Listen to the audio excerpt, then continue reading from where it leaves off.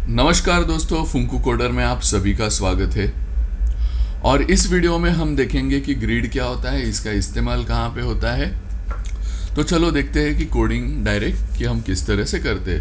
तो बूटस्ट्रैप जो हमें ग्रिड देता है उसका स्ट्रक्चर कुछ इस तरह से होता है। हमें एक डॉट रो नाम का क्लास लेना है डिवीजन में, और इसके अंदर हमें डॉट कॉल यानी कॉल नाम का COL यानी कॉलम के लिए कॉल है, तो इस नाम का क्लास है।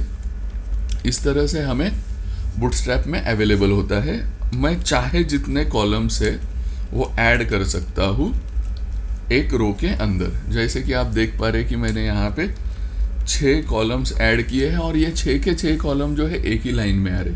मैं चाहे जितने ऐड करूँ, जब ये जो है कि पूरा विड्थ जो है ये फुल हो जाएगा, उसके बाद इसका नॉर्मल बिहेवियर क्या है कि समझो अब मैं इतने डालता हूँ कि ये नीचे फ्लोट होना स्टार्ट करे। ठीक है, अभी भी नीचे फ्लोट नहीं हो रहे, देखो अभी भी फ्लोट नहीं हो रहे। और डालता हूँ, अभी भी नहीं हो रहे, और डालता हूँ। ठीक है, अब इसके बाद जो है कि जब इसकी पूरी विड्थ जो है वो फुल हो जाती है, उसके बाद क्या करता है, ये एक एक एलिमेंट जो है नीचे के रो में भेजना चालू कर देता है। तो ये है एक नॉर्मल बिहेवियर एक CSS के ग्रिड का। अभी कंसीडर करो कि हम यहाँ पे डॉट कॉल मल्टीप्लाई बाय 12 लेते हैं। ठीक है, तो अभी ये क्या हो रहा है कि हम इस तरह से तो डिज़ाइन नहीं कर सकते कि सारे के सारे कॉलम एक ही लाइन में हो। हम क्या चाहते हैं, हर एक लाइन में दो दो हो। तो हमारे पास बूटस्ट्रैप में एक क्लास होता है जो कि हमको रो में देना है, रो -COLS-2। जैसे मैंने एक क्लास लगा दिया, अब यहाँ पे देख लेना कि एक रो में जो है कि मेरे को दो दो कॉलम मिल रहे। भले मैंने रो क्लास एक ही बार पेरेंट में लगा दिया है, बाकी सारे अंदर डाले, लेकिन यहाँ पे हर एक रो में 2 आ रहा है। मैं 3 चाहता हूँ, मैं यहाँ पे 3 लिख दूंगा, देखना 3 आ रहे, बराबर। तो इस तरह से ये काम करता है। हम इसे इस तरह से डिवाइड कर सकते हैं। अब हो सकता है कि मुझे चाहिए क्या कि ये रिस्पॉन्सिव होना चाहिए, तो मैं क्या कर सकता हूँ, यहाँ पे हम ब्रेक पॉइंट्स भी ऐड कर सकते हैं। समझो कि स्मॉल स्क्रीन एक्स्ट्रा स्मॉल पे हम 1 डाल रहे, फिर उसके बाद रो -COLS यहाँ पे समझो कि मीडियम स्क्रीन में लेता हूँ, इसमें चाहिए मुझे 2, और एक्स्ट्रा लार्ज जब या लार्ज स्क्रीन पे हम इसे 3 कर देते, रो -COLS-LG-3। ठीक है, तो अभी देखना यहाँ पे जब मैं स्मॉल स्क्रीन पे चले जाता हूँ तो एक रो में एक आ रहा है कॉलम। जब मैं जा रहा हूँ थोड़ा सा मीडियम स्क्रीन पे आया तो यहाँ पे एक रो में जो है 2 कॉलम एक रो में 2 कॉलम आ रहे। अब उसके बाद जैसे मेरा स्क्रीन लार्ज साइज हो जाएगा, देखना 3 आने लगे एक रो में, बराबर। तो इस तरह से हम इसे रिस्पॉन्सिव बना सकते हैं। लेकिन यहाँ पे एक चीज़ क्या है कि ये जो रो और कॉलम्स जो है ये है इक्वल साइज के, लेकिन बहुत बार हमारी जो नीड होती है वो हमेशा इक्वल साइज नहीं होती है। लेकिन उससे पहला हम एक चीज़ और यहाँ पे देख लेते हैं कि कंसीडर करो कि हम यहाँ पे इसमें कुछ स्पेसिंग डालना चाहते हैं, बराबर। तो वो केस में हम क्या कर सकते हैं, अब मैं क्या करता हूँ, थोड़े से कुछ क्लास हाइड कर देता हूँ ताकि आपको समझने में थोड़ा सा आसानी हो जाए। ठीक है, अब फिलहाल आपको कुछ दिख नहीं रहा है। मैं क्या करता हूँ, ये जितने भी कॉल है इकट्ठा इसे सिलेक्ट कर लेता हूँ और यहाँ पे मैं .box नाम से क्लास लगा देता हूँ। ये मैंने बना के रखा हुआ है ताकि मुझे बताने में थोड़ा सा आसानी हो। ठीक है, अब यहाँ पे हम क्या करते हैं, देखना ये जो बॉक्सेस लगे हुए हैं, बराबर। अब मैं आपको बताऊंगा कि इसमें गैप हम किस तरह से दे सकते हैं। गैप या हम उसे गटर भी कहते हैं। समझो कि मुझे गैप चाहिए 1 का, आप देखना कि वो किस तरह से। अब देखना इसके बीच में हॉरिजॉन्टली और वर्टिकली दोनों ओर से जो है कि जो गैप छूट रहा है वो एक साइज का है। ओके, मैं क्या करता हूँ, थोड़ा सा इसको 3 कर दे छोड़ देता हूँ। ठीक है, अब यहाँ पे गैप 1 आ रहा है, बराबर। फिर मैं गैप 2 दे रहा हूँ, फिर मैं गैप 3 दे रहा हूँ, मैं गैप 4 दे रहा हूँ और मैं गैप 5 दे रहा हूँ। ओके, तो यहाँ पे इस तरह से 1 to 5 हम गैप दे सकते हैं और 0 भी हम दे सकते हैं यदि हमको गैप बिल्कुल भी नहीं चाहिए। कंसीडर करो ये हो गया, मैं गैप दे सकता हूँ हॉरिजेंटली यानी एक्स डायरेक्शन में और वाई डायरेक्शन में। लेकिन बहुत बार क्या होता है कि मेरा एक्स डायरेक्शन में अलग गैप चाहिए और वाई डायरेक्शन में अलग चाहिए, तो वो भी मैं देख सकता हूँ। जैसे कि मेरे को समझो कि एक्स डायरेक्शन में चाहिए 3 का गैप, तो मैं GX-3 लिखूंगा, ओके। और मुझे GY-5 चाहिए, तो मैंने यहाँ पे लिख दिया GY-5। तो देखना अब x डायरेक्शन में जो है कि 3 का गैप आ रहा है और y डायरेक्शन में जो है कि 5 का गैप आ रहा है। तो ये 2 पॉइंट जो है हमने यहाँ पे कवर कर लिए हैं, ओके। सबसे पहले तो ये, और उसके बाद अभी हम लोग क्या देखते हैं कि इसमें हम समझो कि अभी यहाँ पे तो हमने इक्वल डिवाइड किया था सारे के सारे रो और कॉलम को, लेकिन अभी हमें जो है कि इक्वली डिवाइड नहीं करना है, हमको उसको अलग अलग कुछ साइज देना है। तो हम क्या करते हैं कि यहाँ पे पहला रो ले लेते हैं, इसके अंदर डॉट कोल, ओके। तो फिलहाल ये दिख नहीं रहा है, तो इसे दिखने के लिए मैं क्या कर देता हूँ, यहाँ पे ये जो क्लासेस मैंने लिखे थे इसे एक्टिव कर देता हूँ, यानी अनकमेंट कर देता हूँ, ताकि ये अब आपको दिखने लगे, ठीक है। एक रो के अंदर मैंने एक कॉलम लिया हुआ है, ओके। अब मैं क्या चाहता हूँ, ये जो कॉलम है इसको मैं अलग अलग इक्वली नहीं, मैं अलग अलग यानी एक 40% हो, एक 60% हो, या कुछ भी कॉम्बिनेशन मैं बनाना चाहता हूँ। तो उसके लिए मेरे पास बूटस्ट्रैप में क्या अवेलेबल है, तो सबसे पहले मैं आपको बताऊंगा ये जो एक कॉलम है इसका जो फुल विड्थ होता है वो होता है 12। सो मुझे इसमें साइज लिखना है 12। तो देखना ये, या मैं कोल लिख दूँ तो ये दोनों भी एक ही है, लेकिन इसमें थोड़ा सा डिफरेंस है। जब मैं कोल के नीचे कोल लिख रहा हूँ तो ये क्या कर रहा है, अपना जो साइज है वो एक दूसरे के साथ शेयर कर रहे, लेकिन जब मैं इसे 12 लिख दूंगा तो देखना अब दोनों भी फुल विड्थ हो चुके हैं, ओके। या समझो कि मैंने इसे लिख दिया 1। तो यहाँ पे जो विड्थ होती है हमें 12 पोर्शंस में उसे डिवाइड किया जाता है, ओके। और हम चाहे जो कॉम्बिनेशन लगाया उससे अगर 12 जो है कि उसका एडिशन आ रहा है तो वो एक रो में दिखेगा। तो हम इसको डायरेक्ट एग्जाम्पल से ही देखते हैं। जैसे कि देखना यहाँ पे एक पोर्शन है, मैं आपको बताता हूँ 2 3 4 5 6, ठीक है। मैं क्या कर रहा हूँ, देखो यहाँ पे 1 2 3 4 5 6, ठीक है। मैंने यहाँ पे 6 तक पोर्शन यहाँ पे क्रिएट कर लिए हैं। तो अभी ये दिखने में जो है कि समझ में तो नहीं आएगा, लेकिन 4 तक देखना, इसने 1 पोर्शन लिया है, इसने 2 पोर्शन लिया है, 3 पोर्शन लिया है और इसने 4 लिया है। अब ये टोटल कितने हो गए, 4 3 टोटल 10 पोर्शन हो गए। तो हम लोग और 2 पोर्शन जो है यहाँ पे ऐड कर देंगे तो ये फुल विड्थ हो जाएगा। देखना ये फुल विड्थ हो गया। अब इसको और अच्छे से समझने के लिए हम क्या करते हैं, थोड़ा क्लीन एग्जाम्पल लेते हैं, डॉट कोल, ओके। अब इसने फुल विड्थ लिया, लेकिन अब मैं समझो कि इसको 2 पार्ट में इक्वली डिवाइड करना चाहता हूँ, तो मैं 2 कोल ले सकता हूँ, लेकिन मैं क्या कर सकता हूँ, यहाँ पे मैं यहाँ पे कोल और एक कोल ले लिया, बराबर। तो ये 2 हिस्सों में डिवाइड तो हो गया, लेकिन यहाँ पे क्या हो रहा है कि ये इकट्ठा आ रहे। तो मैं इसको अलग तरह से क्या कर सकता हूँ, मैं यहाँ पे कोल-6 ऐसे भी कर सकता हूँ। लेकिन अभी मुझे क्या चाहिए, ये 6 नहीं चाहिए, समझो कि ये 5 चाहिए और ये 7 चाहिए। देखो यहाँ पे 5 और 7 कितना हो गया, 12 हो गया, बराबर। तो फाइनली हमारा इंपॉर्टेंट क्या चीज़ है कि ये 12 जो है इसका फुल विड्थ है, ओके। अब मेरे पास समझो कि बहुत सारे कॉम्बिनेशन है, मेरे पास एक 5 7 का है और दूसरा जो है वो है 7 और 5 का है, बराबर। मेरे पास एक तीसरा कॉम्बिनेशन भी है जो है यहाँ पे 8 है, यहाँ पे 4 है, बराबर।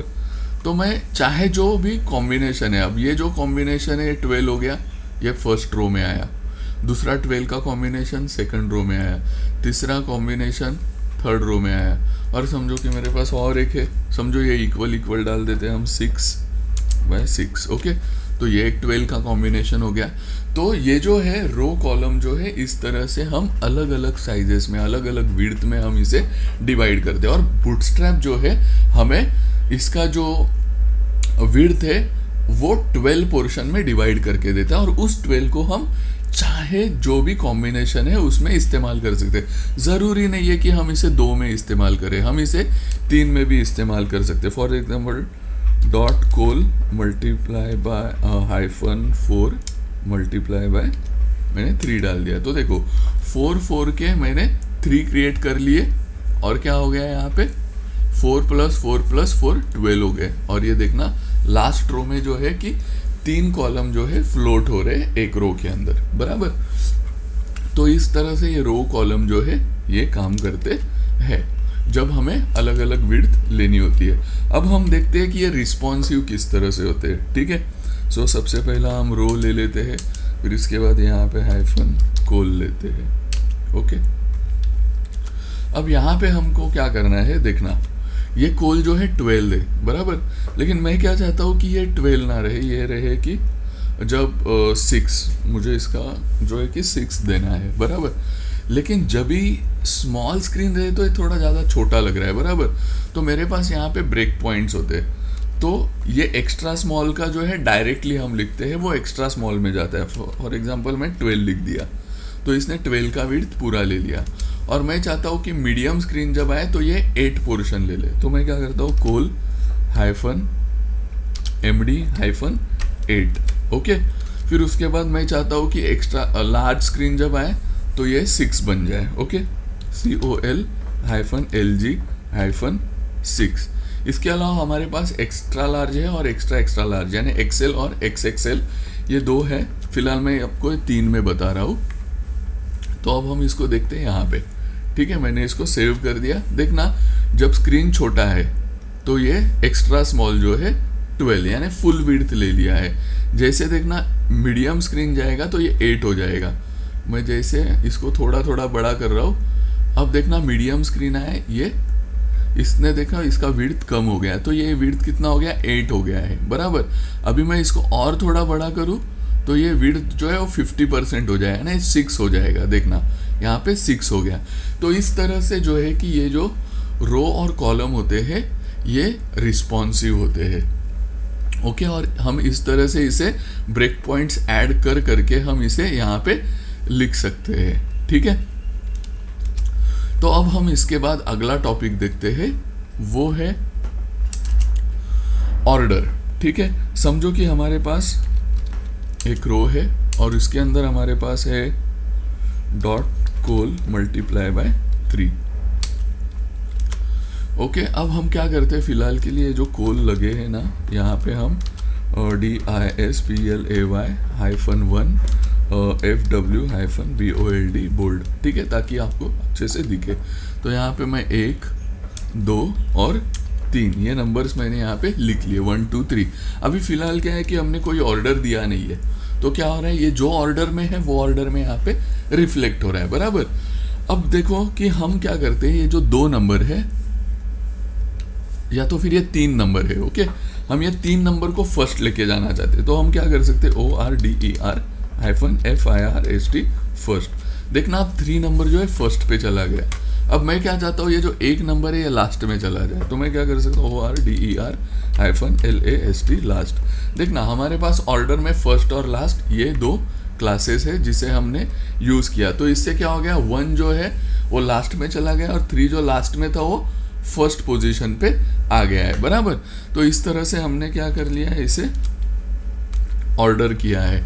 अब ऑर्डर जो है ये फर्स्ट और लास्ट के अलावा भी हमारे पास बहुत सारे ऑप्शंस हो सकते हैं कि हमें कुछ इस तरह से चाहिए उस तरह से चाहिए, तो हम उसको किस तरह से मैनेज करते हैं। सबसे पहला समझो कि हमारे पास और एक इस तरह से 3 कॉलम्स है, ओके, और हमें इसे ऑर्डर करना है।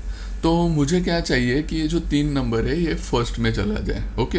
अब क्या करता हूँ मैं कि मेरे को जो 1 नंबर है समझो कि वो लास्ट में भेजना है, फॉर एग्जांपल इनिशियली, तो मैं क्या कर रहा हूँ ORDER- इसको मैं 3 डाल दे रहा हूँ, ठीक है। अब देखना मैंने 1 को 3 डाल दिया, वो 3 पे चला गया। मैं समझो यहाँ पे 1 ही डालता हूँ, ओके। 1 का ऑर्डर 1 है तो मैंने 1 डाला। लेकिन अभी यहाँ पे देखना क्या हो गया, ये 1 जो है जिसको मैंने ऑर्डर दिया वो लास्ट में चला गया और जिनको ऑर्डर नहीं है वो पहले आ गया, बराबर। तो यहाँ पे एक चीज़ समझने वाली क्या है कि हम जब ये ऑर्डर देते हैं तो हम जिस भी एलिमेंट को या जिस भी आइटम को ऑर्डर देते हैं वो लास्ट में चला जाता है, और जिसको नहीं है वो पहले फ्लोट हो जाएंगे। ओके, तो इसका मतलब क्या है, हमको अगर ऑर्डर सबको देना है तो सभी को हमको ऑर्डर देना पड़ेगा। ठीक है, तो मैं अभी इसको देता हूँ ORDER-2। देखना, मैंने इसको ऑर्डर 1 दिया, इसको 2 दे दिया, तो 3 बचा है, तो 3 सबसे पहले आ गया, तो मैं ऑर्डर 3 को भी ऑर्डर दे देता हूँ ORDER-3। ठीक है, तो देखा मैंने अब ऑर्डर दिया है और ये उस तरह से काम कर रहे हैं बराबर। अभी मैं क्या करता हूँ, 1 को 3 दे देता हूँ और 3 को 1 देता हूँ, और मैं इसे देखो सेव करता हूँ, वैसा 3 पहले पोजीशन पे आया और 1 जो है लास्ट पोजीशन पे चला गया। अब क्या होता है कि ये ऑर्डर जो है ये रिस्पॉन्सिव भी होता है, तो इस तरह से हम ऑर्डर तो कर सकते, लेकिन अभी क्या चाहिए कि मेरा ये उल्टा ऑर्डर तो रहे ही रहे, लेकिन जब भी बड़ा स्क्रीन हो जाए। ओके, फॉर एग्जांपल अपना समझो कि स्मॉल स्क्रीन है, इस पे मेरे को 3 to 1 चाहिए, लेकिन जब स्क्रीन बड़ा हो जाए तो मुझे चाहिए 1 to 3। तो मैं क्या करता हूँ, ORDER-मीडियम स्क्रीन -1, और इसको दे दूंगा सेकंड वाले आइटम को 2 और थर्ड वाले आइटम को 3 दे दूंगा। ठीक है, थोड़ा सा स्पेस करता हूँ। तो देखना मैंने क्या कर दिया, मीडियम स्क्रीन में ये 1 वाला 1 पे है, 2 वाला 2 पे है, 3 वाला 3 पे है। ओके, इस तरह से हमने यहाँ पे लिख दिया। तो अभी यहाँ पे देखना कि ये 3 to 1 है, क्योंकि ये स्मॉल स्क्रीन है। जैसे मैं स्क्रीन को बड़ा कर देता हूँ, देखना है 1 to 3 हो गया। जब फिर मैं इसे छोटा करता हूँ, 3 to 1 बड़ा कर दिया, 1 to 3। तो ये आपको समझ में आया कि हम ऑर्डर किस तरह से कर सकते हैं। तो अगला टॉपिक जो है कि वो हम देखते हैं कि ऑफसेट के बारे में। ठीक है, तो हम ऑफसेट किस तरह से देते हैं। सो मैं फिर से एक रो क्रिएट कर देता हूँ, और इसके अंदर मैं क्या करता हूँ, .col-3 × 2। यहाँ पे मैंने जो है कि 2 क्रिएट कर लिए हैं। ओके, 2 ने मैं फिलहाल के लिए 1 ही क्रिएट कर देता हूँ। ठीक है, अब यहाँ पे हम क्या देखते हैं कि ये जो है इसका 3 का विड्थ है, तो मैं क्या चाहता हूँ, ये सेंटर में आ जाए, और इसका विड्थ जो है मैं 6 दे देता हूँ। ठीक है, अब ये सेंटर में आना है और मैं कुछ एडिशनल चीज़ यूज़ नहीं करना चाहता हूँ, तो फिर मैं क्या कर सकता हूँ, मैं इसको ऑफसेट दे सकता हूँ। मुझे पता है ये 6 है, तो आगे और पीछे 6 छूटना चाहिए, तो मुझे आगे से सिर्फ 3 अगर छोड़ दिया तो ऑटोमेटिक ये सेंटर में अलाइन हो ही जाएगा बराबर। तो मैं यहाँ पे क्या करता हूँ, मैं इसको लिख देता हूँ ऑफसेट, OFFSET ऑफसेट -3। जैसे मैंने 3 किया तो इसने 3 पोर्शन ऑफसेट जो है यहाँ से छोड़ दिया। मैं अगर 2 पोर्शन छोड़ू तो 2 छूटेगा, 6 पोर्शन छोड़ू 6 पोर्शन छूटेगा। आया समझ में। तो हमारे पास ऑफसेट में हम इस तरह से इसे जो है कि इस्तेमाल कर सकते हैं। तो ये है ऑफसेट। ओके, और ये ऑफसेट जो है ये रिस्पॉन्सिव भी होता है।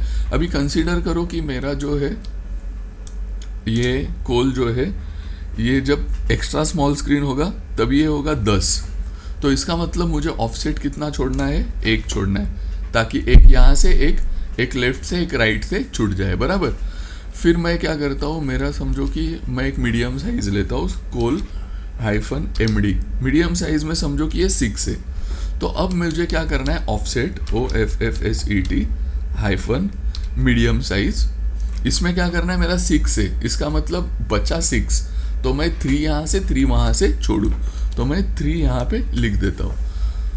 तो देखना जब मेरा छोटा है तो ये 10 में ये इस तरह से मैनेज हो रहा है, जब ये बड़ा हो रहा है तो ये 6 है और इसका ऑफसेट भी चेंज हो चुका है बराबर।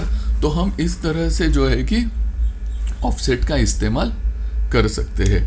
और अभी हमारा अगला टॉपिक जो है उसकी ओर हम बढ़ते हैं, और यहाँ पे हम देखते हैं अलाइनमेंट्स। ओके, तो सबसे पहला हम एक रो क्रिएट कर लेते हैं, उसके बाद हम यहाँ पे एक डॉट कोल, ओके, हमने एक कॉलम जो है कि क्रिएट कर लिया। क्या करते हैं हम, डिलीट कर देता हूँ, .col-3 × 2। मैंने यहाँ पे 2 कॉलम जो है कि क्रिएट कर लिए। तो सबसे पहला हम यहाँ पे हॉरिजॉन्टल अलाइनमेंट देखते हैं कि क्या क्या हमारे पास अवेलेबल है। ठीक है, तो हॉरिजॉन्टल अलाइन करने के लिए हम रो में जो है कि डायरेक्ट कुछ क्लास लगाते हैं, जो कि JUSTIFY justify -content कंटेंट। ठीक है, जस्टिफाई कंटेंट ये क्लास है, इसके आगे हमें हाइफन देके समझो कि हमें इसे राइट में लेके अलाइन करना है, तो मैं यहाँ पे एंड लिख दूंगा, ठीक है। तो अब ये देखना कि ये जस्टिफाई कंटेंट जो है कि एंड में चला गया। मैं चाहता हूँ कि ये स्टार्ट में आ जाए, तो मैं START स्टार्ट में चला गया, बराबर। मैं चाहता हूँ इसे सेंटर अलाइन करूँ, CENTER सेंटर, ठीक है। तो ये मैं लेफ्ट राइट और सेंटर तो अलाइन कर सकता हूँ। इसके अलावा भी मेरे पास और 3 ऑप्शंस बूटस्ट्रैप देता है, ओके। और जो कि CSS के पावर से ही हमें मिलते हैं। एक होता है अराउंड, AROUND। तो ये क्या करता है कि लेफ्ट राइट में इक्वल डिस्टेंस छोड़ता है। तो इसकी वजह से क्या हो रहा है कि लेफ्ट में और राइट में जो है कि कम और बीच में जो है कि ज़्यादा जगह दिख रहा है। तो ये क्या हो रहा है कि ये एक लगभग मार्जिन छोड़ रहा है इसके बाहर, ओके, इक्वल मार्जिन छोड़ रहा है। तो इसकी वजह से ये इस तरह से है। बहुत बार हमें इसकी ज़रूरत होती है, बहुत बार हमें BETWEEN बिटवीन। देखना ये बिटवीन यानी क्या, ये दोनों भी एक एक जगह पे चले गए और इसके बीच में जगह छूट गया है, बराबर। फिर उसके बाद और एक लास्ट ऑप्शन यहाँ पे होता है इवनली, EVENLY, ओके। तो देखना अब यहाँ पे स्टार्ट एंड और बीच में एकदम इवन डिस्टेंस छूटा हुआ है। तो हम हॉरिजॉन्टल जो अलाइनमेंट है वो कुछ इस तरह से कर सकते हैं, ठीक है। तो हम आगे देखते हैं कि वर्टिकल अलाइनमेंट हम किस तरह से करते हैं। डॉट रो ले लेते हैं, फिर उसके बाद डॉट कोल -3 मल्टीप्लाई बाय 3 ले लेते हैं, ठीक है। तो अब यहाँ पे देखना हमारे पास ये कुछ इस तरह से आ गया है, ओके। और हम लोग क्या करते हैं फिलहाल के लिए, JUSTI जाने दो, जस्टिफाई नहीं देखेंगे यहाँ पे डायरेक्ट हम हॉरिजॉन्टल अलाइन। लेकिन अब हॉरिजॉन्टल अलाइन करने के लिए हमको इसको हाइड देने की ज़रूरत है। तो मैं STYLE स्टाइल इसको दे देता हूँ HEIGHT। समझो कि मैं 500 पिक्सल्स की हाइट इसे दे देता हूँ, ठीक है। अब नॉर्मल बिहेवियर क्या होता है कि ये जो कॉलम होते हैं ना वो फुल विड्थ ले लेते हैं, ओके। लेकिन ठीक है, कोई बात नहीं। हम अब यहाँ पे देखते हैं कि हम वर्टिकली अलाइन किस तरह से करते हैं, ठीक है। तो वर्टिकल अलाइनमेंट करने के लिए हमारे पास यहाँ पे एक ऑप्शन है, क्लास है। तो क्लास जो है वो है ALIGN-ITEMS हाइफन, और यहाँ पे हमको जो भी उसका अलाइनमेंट है वो हम यहाँ पे दे सकते हैं। जैसे कि टॉप है तो हमको स्टार्ट लिखना है, जो कि यहाँ पे हमको कुछ समझ में नहीं आएगा, क्योंकि देखना, हाँ समझ में आया, क्योंकि इसका हाइट जो है कम होके टॉप में चले गए, बराबर। फिर उसके बाद एक होता है एंड, यानी ये बॉटम में चले गए, बराबर। फिर उसके बाद लास्ट होता है हमारे पास और एक होता है सेंटर, CENTER, ओके। तो यहाँ पे हम क्या कर पा रहे कि पूरा का पूरा तीनों के तीनों कॉलम जो है वो इकट्ठा या तो सेंटर, टॉप या तो राइट हो रहे। लेकिन बहुत बार हमारी ज़रूरत कुछ ऐसी नहीं होती है। बहुत बार हमें क्या चाहिए रहता है कि हर एक एलिमेंट जो है वो अलग तरह से अलाइन हो, ओके। तो वो केस में हम क्या करते हैं, फॉर एग्जाम्पल, ओके, ये मैंने फिर से यहाँ पे कॉपी कर लिया और मैंने ये अलाइन सेंटर यहाँ से निकाल दिया है। यहाँ पे भी हमको अलाइन क्लास ही यूज़ करना है, लेकिन हम सीधे सीधे जाएंगे ये कॉलम के अंदर और यहाँ पे लिखेंगे ALIGN। अब यहाँ पे आइटम्स नहीं आएगा, यहाँ पे सेल्फ आएगा, ओके। समझो कि हम सेंटर पे डाल दिया, ओके। लेकिन मैं पहला एलिमेंट जो है वो डाल दूंगा स्टार्ट, और लास्ट वाला एलिमेंट जो है इसे डाल दूंगा एंड। और यहाँ पे देखना क्या हो गया, पहला वाला एलिमेंट जो है स्टार्ट में आया, दूसरा वाला एलिमेंट सेंटर में आया, तीसरा वाला एंड में आया। तो इस तरह से हम इसे वर्टिकली भी अलाइन कर सकते हैं। तो आशा करता हूँ कि ये पूरा वीडियो सीरीज जो है कि आपको पसंद आया है, ओके। ये वीडियो देखने के लिए बहुत बहुत धन्यवाद, और हमेशा मेरे साथ बने रहने के लिए आप मेरे इस चैनल को ज़रूर सब्सक्राइब करना और मुझे देना इजाज़त। फिर मिलेंगे।